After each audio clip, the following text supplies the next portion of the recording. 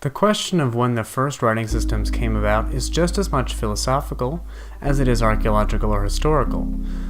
Much like asking what a word, sentence, or even language is, it would be misleading to dismiss writing as existing at any one time or not.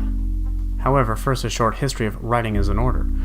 Writing, for the most part, originated with pictures. Usually, this started as a way for merchants to keep track of transactions or for people to monitor grain storage, usually a matter for religious institutions or states. Eventually, these scribes started to abbreviate what began as clear enough pictures, and these became more abstracted. Nevertheless, at this point, words were pretty much only nouns and numbers, and people were not able to represent even all of them.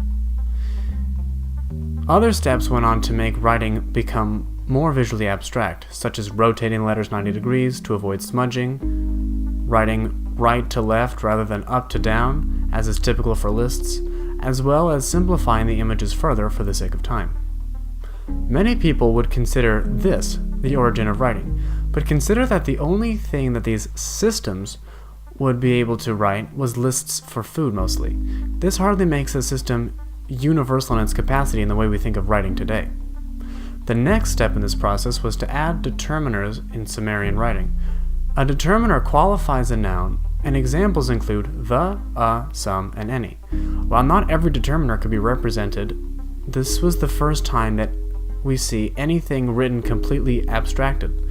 The symbols for these determinants did not correlate to any image. At the same time, by a piece of luck, the writing system used by the Sumerians, the first of its kind in the West, used sounds that were beginning to be represented independently of meaning. Because their language allows for larger words to be composed of many smaller parts, as is an agglutinative language, a word made up of two or more parts could be formed using the symbols for the individual components. This would be like if we wrote butterfly as a combination of butter and fly, but then took the extra step to write coward with a symbol for cow and ward.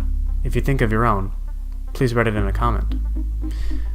Sumerian happened to be far more primed for this in a way that not all languages would be, and this last step is really what made writing systematic and eventually completely arbitrary. This is what eventually led to most of the alphabet systems known today, but writing also developed independently in Mesoamerica and China. In these places, however, the writing never took the next step to becoming completely arbitrary in its representations.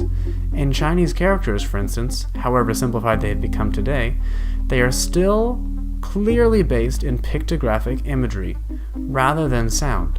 However, it still does have characters used to indicate things such as measurements that do not necessarily correlate to one word.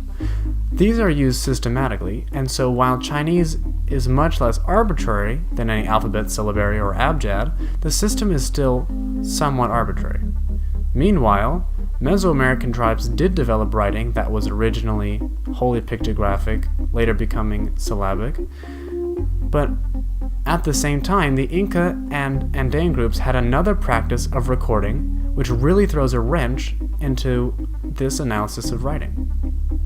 Quipu are recording devices using knots and colored beads to convey information on a huge slew of purposes such as tax records, calendars, censuses, military records, etc. In general, these purposes were numeric, and while math is certainly not a language, it is believed that these could also convey non-numeric information. If this is true, it would separate it from other semi-psigraphic languages, which use representative symbols, an example of which could be musical notes. While that fact is debated, were it to be deemed true, this would make it the only three-dimensional system to write out a language, and would expand the possibilities of how to answer this question much further. In essence, at any one of these points, one can say that this was a writing system. If all it's supposed to do is convey a message, then pictures do just that. After all, a picture tells 1,000 words, especially this one. If it's supposed to convey a message, but arbitrarily do so, the message is limited in topics to numbers, as is the case in semi-graphic languages, well then it's a system, but it's far, far more limited. When we want to think of a writing system today, it can convey anything that verbal language can. However, who knows, maybe one day people will say that the way we write now isn't a system because it can't convey tone or emotion, for instance. So it's really not so clear-cut. Thank you for watching, and if you want to support this channel, you can go to the Patreon and look at more, or check out the daily blog for updates.